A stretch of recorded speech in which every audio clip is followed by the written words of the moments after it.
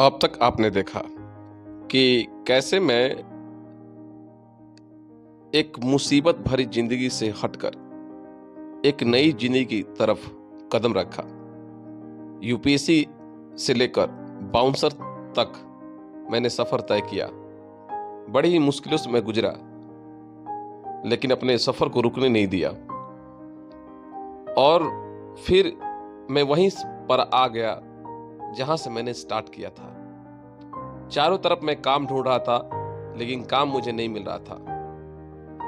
तब मेरी बड़ी दीदी जो है, उन्होंने कहा कि तुम आओ मेरे यहाँ और यहीं पर तुम्हारा ऑपरेशन भी हो जाएगा और तुम काम भी यहाँ करना।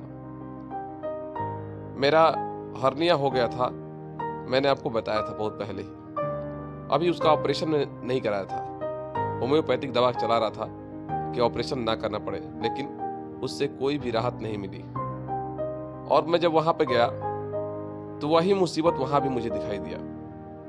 मैं बहुत कोशिश किया कि मुझे काम मिल जाए, लेकिन काम मिल ही नहीं रहा था। तब मैं एक न्यू जिम खुल रही थी, वहां पर ट्रेनर का जॉब किया। लेकिन प्रॉब्लम यह थी कि मेरा हर्निया रोग, जो कि बेल्ट बांध के, हर्निया बेल्ट बांध के मैं रोज ट्रेनिंग कराने जाता था। और अगर आप जिम में जा रहे हो तो डेफिनेटली आपको भी ट्रेनिंग करना पड़ेगा और हाथ गोड़ आपका चलेगा ही। तो बड़ी प्रॉब्लम हो रही थी कि मैं कैसे उसको हैंडल कर सकूं। लेकिन मैं उसको हार नहीं माना और अपने सफर को जारी रखा। शाम सुबह जिम कराता, फिर बेल्ट बांध बांध के कराता। लेकिन एक बार से अचानक एक दिन बहुत ज्यादा पेन हो गया। इतना ज्यादा पेन हो गया कि अब सहन नहीं हो रहा था। तो दीदी ने कहा कि एक काम करो, तुम ऑपरेशन करा लो, क्योंकि बिना ऑपरेशन सही नहीं हो पाएगा। तो डॉक्टर ने भी बता दिया था कि बिना ऑपरेशन के सही नहीं हो पाएगा, सर्जरी करवाना कंपलसरी है। ऑपरेशन का दिन था कि मेरा जो दिल था बिल्कुल टूट गया था कि मेरे बॉडी में एक पेन, एक जगह जो है, एक ऐसी घटना हो जाएगी जिससे मैं बॉडी बिल्डिंग भी नहीं कर पाऊंगा जीवन में, और कुछ भी नहीं कर पाऊंगा, बिना काम के हो जाऊंगा अगर ऑपरेशन हो गया तो। क्योंकि हर्निया की सर्जरी ऐसी होती ही है कि जिसको भी हर्निया सर्जरी हो जाती है वो 5-10 किलो वजन भी नहीं उठा पाता है। और मैं जैसे जैसे करके ऑपरेशन तक गया, वहां पर जाकर खूब रोने लगा। बहुत रोया मैं, बिल्कुल परेशान। दीदी ने हिम्मत दिया कि नहीं, कुछ नहीं होगा, टेंशन मत लो। ऑपरेशन मेरा हुआ। मेरी दीदी मुझे बहुत ही मेहनत से ऑपरेशन से मुझे उठाई। फिर 2 महीने बाद मैं काम ढूंढने लगा फिर से, क्योंकि बाहर में था तो काम करना जरूरी है। बिना काम के आप कैसे खाना खाओगे। तो मुझे कोई काम नहीं मिल रहा था। बहुत कंपनी गया, लेकिन कंपनी में कहीं काम नहीं मिल रहा था। तो मजबूरन इतना मैं मजबूर हो गया कि मुझे फिर से स्कूल में जाना पड़ा पढ़ाने के लिए। वहां स्कूल में गया तो उन्होंने पूछा कि आप कौन सा सब्जेक्ट पढ़ाते हो। वैसे तो मैं पूरा सब्जेक्ट पढ़ाता था, लेकिन उन्होंने कहा कोई ऑफिशियल से सब्जेक्ट बताइए, मुझे साइंस के टीचर की आवश्यकता है। अगर आप साइंस पढ़ाते हैं तो बोलिए, हम आपको ले लेंगे। मैंने कहा कि हाँ, मैं पढ़ाता हूँ साइंस। और मैं साइंस पढ़ाने के लिए राजी हो गया। तो वहां एक स्कूल थी, उसमें क्लास 12 तक साइंस पढ़ाने के लिए मुझे मिला। मैं फिजिक्स और बायो पढ़ाता था। बहुत मुझे मेहनत पड़ा, बहुत हिम्मत जुटाना पड़ा उसको पढ़ाने के लिए। एवरी डे मुझे मेहनत करना पड़ता था, नोट्स बनाना, समझना, फिर जाके वही टॉपिक क्लासेस में समझाना। क्योंकि काफी दिन हो गया था छोड़े हुए, तो उसको थोड़ा दोबारा लर्न में लाने के लिए मुझे मेहनत करना पड़े। आप सोचिए, वही लड़का जिसने अच्छे से अपनी पढ़ाई पूरी नहीं की, वो लुधियाना जैसे इतने बड़े शहर में, उतने बड़े स्कूल में क्लास 12 तक साइंस पढ़ाने लगा। कहते हैं कि जिंदगी में कभी भी हार नहीं होती है। अगर इंसान ठान ले तो वो कुछ भी कर सकता है। बस उसके ऊपर डिपेंड करता है कि वो कर पाएगा कि नहीं कर पाएगा। अगर उसमें हिम्मत है तो वो सब कुछ कर लेगा। फिर उसके बाद मैंने वहां पर एक कोचिंग खोलना चाहा। कोचिंग खोला, वहां पर काफी कोचिंग चलने लगा मेरा। बहुत सारे बच्चे भीड़ लगाते थे, आईआईटी करने वाले और जो भी साइंस के इच्छुक था वो सभी बच्चे मेरे यहाँ पढ़ने आते थे दूर दूर से। 4-4 बैच मेरे चलने लगे और मेरी कोचिंग दिन प्रतिदिन बढ़ती गई। इनकम का साधन भी काफी बढ़ता गया। लेकिन अचानक मेरे दिल में एक ऐसा चीज हुआ कि एक दिन मन बहुत उदास हो गया और मेरे मन में ऐसा लगा कि मुझे यहाँ नहीं रहना चाहिए, क्योंकि वहाँ फैमिली के जो थी, मेरी दीदी की काफी फैमिली बड़ी थी और उनके बीच में थोड़ा अनबन होने लगा मेरी वजह से, तो मुझे अच्छा नहीं लगा। इसलिए मैं निश्चित कर लिया कि अब मुझे यहाँ से जाना है, यहाँ नहीं रहना है। देखिए किस्मत है, किस्मत जो है आपको कहाँ से ठोकर मार के ला देगी कोई ठीक नहीं है। आने से पहले क्या हुआ कि मैं फिर से जिम ज्वाइन कर लिया। अभी 3 महीने भी पूरे नहीं हुए थे, मैं जिम ज्वाइन कर लिया। मेरा ऑपरेशन फिर से फट गया, वही ऑपरेशन, और दोबारा मुझे री ऑपरेशन कराना पड़ गया। जिंदगी बहुत ही, और भी मेरी जिंदगी जो थी बिल्कुल बेकार हो गई। 2-2 बार एक जगह पर ऑपरेशन होने के बाद बॉडी बिल्कुल बिना काम की हो गई। लेकिन मैं हार नहीं माना और ऑपरेशन करा के वहां से दोबारा मैं चला आया। काम आया, 4-5 महीने में रेस्ट किया, लेकिन फिर वही प्रॉब्लम, बार बार मेरा वही प्रॉब्लम कि काम नहीं मिल रहा था। और मैंने निश्चित कर लिया कि मुझे अब स्कूलों में नहीं पढ़ाना है, अब मुझे कहीं जाना है, कंपनी वगैरह में काम करना है। बहुत लोगों से फोन किया, बहुत लोगों से बात की, लेकिन काम नहीं मिल रहा था मुझे। फिर मैंने अपने एक दोस्त को फोन लगाया। उस दोस्त ने कहा कि हैदराबाद आओगे, वहां मैं टोल टैक्स पे तुमको काम लगा दूंगा। तो मैं उससे पूछा कितना तनख्वाह मिलेगा, तो उसने बताया कि 12,000 आपको मंथली का मिलेगा। मैंने कहा कि मरता क्या ना करता, इतना मुसीबत में था कि मुझे जाना पड़ा, क्योंकि पापा मेरे जो थे उनको हार्ट का रोग था और वो हार्ट के अपने रोग से काफी परेशान और काम धंधा सब छोड़ दिए थे। मजबूरन मुझे बहुत सारा कर्ज भी लेना पड़ा। उस कर्ज को पूरा करने के लिए मुझे हैदराबाद जाना पड़ा और मैं वहां गया और जाके टोल पे काम कर रहा था। बहुत अंदर से दुखित था, क्योंकि जो मैंने सोचा था वो कर नहीं पाया था। मेरा बचपन से ही सपना था कि मैं कुछ अलग करूं, लेकिन ऐसा लग रहा था कि अब तकदीर खराब हो गई मेरा जीवन बिल्कुल नरक हो गया, कुछ नहीं हो पाएगा मुझसे, ऐसा मुझे अंदर से फील हो रहा था। लेकिन कहते हैं कि भगवान जो होता है वो किस्मत में जो लिखा रहता है वो जरूर आपको मिलता है। उसके बाद एक अपने दोस्त से मैं पूछा कि यहाँ पर आसपास में कोई जिम है क्या, तो उसने बोला कि हाँ है जिम, 5 किलोमीटर दूर है। मेरे पेट में बहुत प्रॉब्लम हो रहा था, खाना बढ़िया से पच नहीं रहा था, तो मैंने कहा कि जिम हमको करना पड़ेगा ताकि मेरा खाना अच्छे से पच सके। तब मैं 5 किलोमीटर दूर रोज पैदल जाता था और पैदल आता था। 8 घंटे की ड्यूटी थी, सुबह शाम कभी भी मौका मिलता था मैं चला जाता था जिम वाले के पास गया। मैं बताया कि देखो मैं 5 टाइम मिस्टर इंडिया रह चुका हूँ, अपने बारे में सारा बताया, पावर लिफ्टर था मैं। लेकिन वो मेरी बॉडी देखकर हंसने लगा। उसने बोला क्या झूठ बोल रहे हो। तब मैं उसको अपना प्रोफाइल दिखाया, इंस्टा आईडी दिखाया, सिंह शंकर 123। तो जब उसने देखा तो उसको यकीन नहीं हुआ और बिल्कुल शौक पड़ गया वो कि आप इतने बड़े खिलाड़ी होकर ऐसी जगह काम करते हैं, क्या कारण है। तब मैं उनको बताया अपनी आप बीती कि मेरा ऑपरेशन हो गया था, इसलिए बॉडी मेरी ऐसी हो गई। तो उसने कहा ठीक है, आप इतने बड़े खिलाड़ी हैं तो मैं आपको सम्मान देता हूँ और आप फ्री में मेरे यहाँ जिम करिए। आदमी बहुत ही अच्छे थे वो। उसके बाद मैं जिम में करने लगा तो एक बार क्या हुआ कि मुझे बहुत ज्यादा बुखार हो गया, इतना ज्यादा बुखार हो गया कि सहन नहीं हो रहा था। तो मैंने अपने जिम वाले मालिक को फोन लगाया। उनसे बोला कि आप प्लीज आइए और मुझे ले चलिए, मुझे कल घर जाना है अपने, आज भर मुझे अपने जिम में रख लीजिए। तो वो आए मुझे लेने के लिए उसी रात और मैं अपना झोला लेकर चला आया जिम में। और जिम में आते ही मैंने उनसे कह दिया कि मुझे कल अपने घर पे जाना है।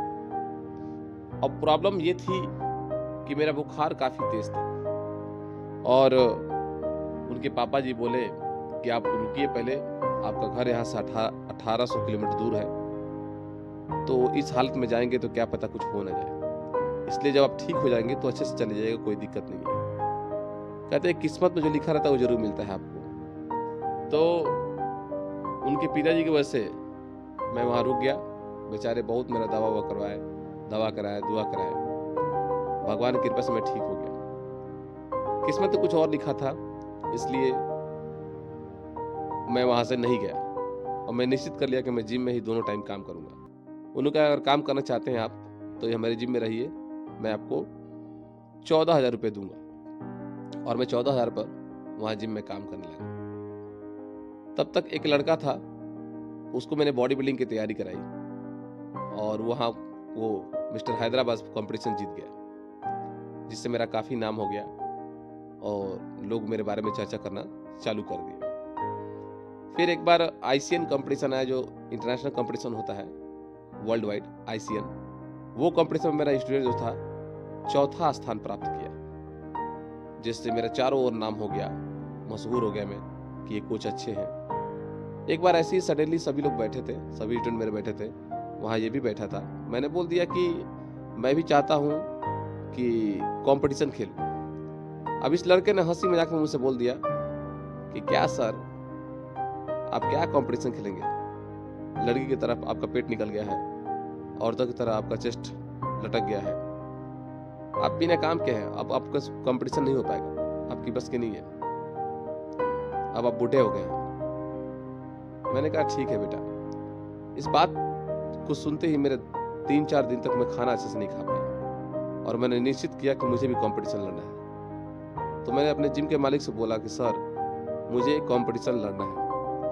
जिम के मेरे मालिक ने कहा कि देखिए सर, कंपटीशन खेलना कोई बड़ी बात नहीं है, लेकिन अगर आप अपनी बॉडी तैयार कर लेते हैं तो मैं आपका फॉर्म भर दूंगा, ये मैं वादा करता हूँ। और मैं कंपटीशन की तैयारी करना चालू कर दिया। उसी जिम में एक लड़का आता था, जिसका किराने की दुकान थी। वो लड़के ने भी मेरा बहुत हेल्प किया। उसने बोला कि ट्रेनिंग मेरे को करवा दीजिएगा आप फ्री में, पर्सनल ट्रेनिंग, और मुझसे आप जो बन पड़ेगा ले लीजिएगा। मैंने कहा तुम अंडे मुझे दे दो, मेरा अंडे देकर मुझे हेल्प कर दो और मैं तुमको ट्रेनिंग करा दूंगा। बेचारा अंडे का बहुत कुछ दे देता था मुझे, जो मैं मांगता था वो दे देता था मुझे। इतना अच्छा लड़का था। उसने मेरी बहुत बड़ी मदद की। फिर मेरे जिम वाले सर ने मेरा बहुत जगह से इधर उधर से कैसे करके चिकन का अरेंज कराया।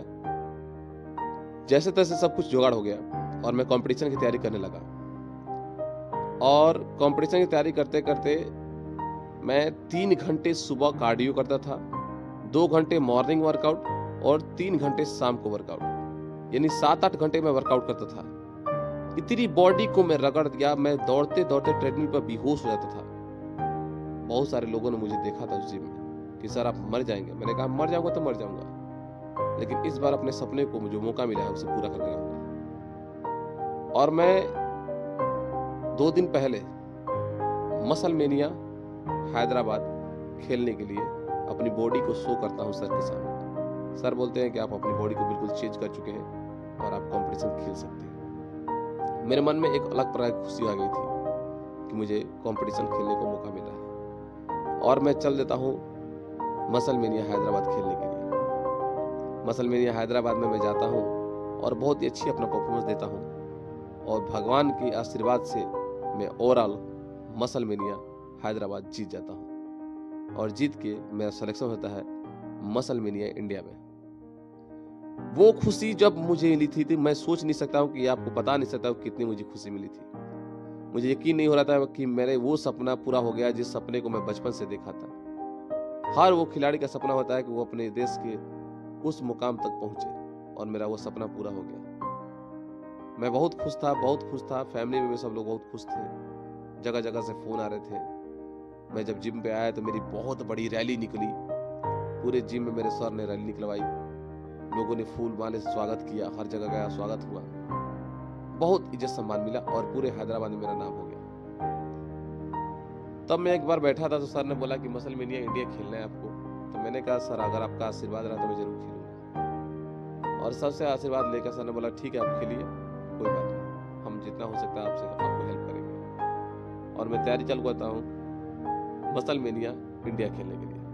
नेचुरल बॉडी को बदलना कितना मुश्किल होता है आप समझ सकते हैं। मैं नेचुरल अपनी बॉडी को बदला, बहुत मेहनत लगा, बहुत पैसे लगे और बदल के बॉडी को तैयार किया मसल मेनिया इंडिया के लिए। मैं उससे भी ज़्यादा मेहनत करने लगा, बहुत ज़्यादा मेहनत करने लगा। जब भी मैं हार जाता था, टूट जाता था, तो एक मंदिर था भोलेनाथ की, वहाँ जाकर बैठ के अपने दिल की बात कहता था। भोलेनाथ की बहुत बड़ा आशीर्वाद रहा मेरे जीवन पर कि उन्होंने हमेशा मेरा हेल्प किया।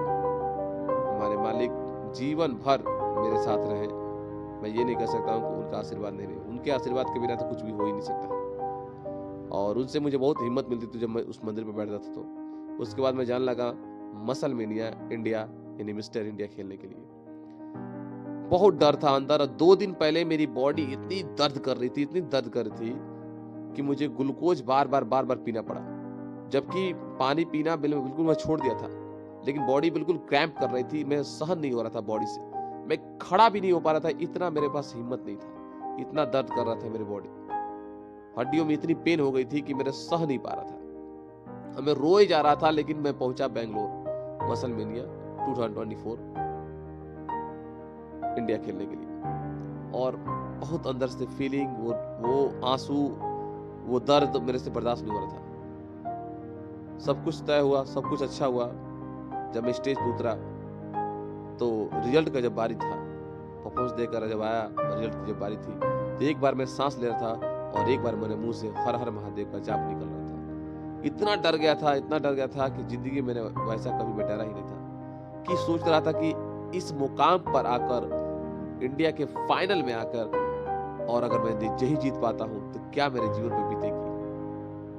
और भगवान भोलेनाथ की कृपा से मैं बन जाता हूँ मसल मेनिया इंडिया 2024 और सेलेक्ट हो जाता हूँ अपने देश को आउट ऑफ कंट्री, विदेश में जाकर रिप्रेजेंट करने के लिए।